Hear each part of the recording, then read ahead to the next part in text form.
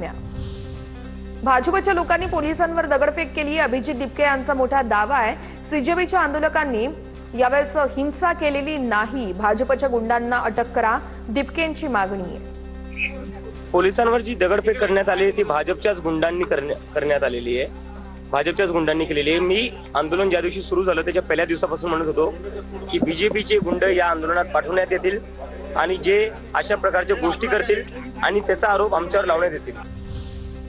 वडील घरी आले तेव्हा गणवेश रक्ताने लाल झाला होता। आंदोलनामध्ये विद्यार्थी नव्हते, गुंड होते। जंतर मंतरवरील पोलिसांविरुद्ध चुकीचे नॅरेटिव्ह पसरवले गेले। जखमी पोलिसांच्या कुटुंबियांचा आरोप आहे।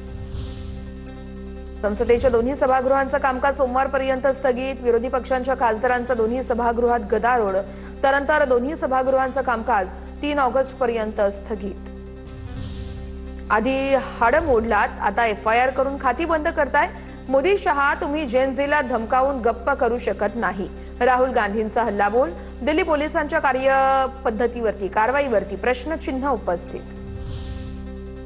काँग्रेस नेते केसी वेणुगोपाल यांची केंद्रीय राज्यमंत्री जितेंद्र सिंह यांच्या विरोधात हक्कभंग नोटीस आहे। विद्यार्थ्यांच्या आंदोलनादरम्यान कोणताही गोळीबार झालेला नाही। सभागृहात बोलताना जितेंद्र सिंह यांनी केलं होतं वक्तव्य।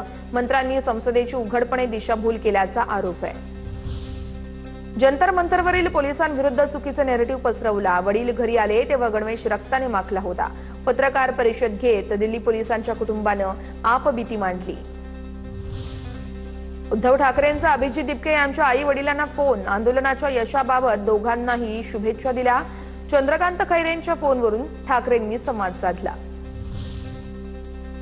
देशाच्या गृहमंत्र्यांचे हात विद्यार्थ्यांच्या रक्ताने बरबटलेत। संजय राऊतांचा अमित शहांवर निशाणा, तर दिपकेंना विष्णूचा अवतार म्हणणाऱ्यांनी शहांवर बोलू नये। नवनाथ वन यांचा पलटवार।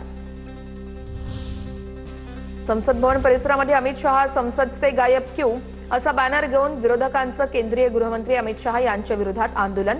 तर राम मंदिर दान चोरी प्रकरणी साधूच्या वेशात येत अपक्ष खासदार पप्पू यादव यांनी भगवी वस्त्र परिधान करत हातामध्ये दानपेटी घेऊन निषेध व्यक्त केला।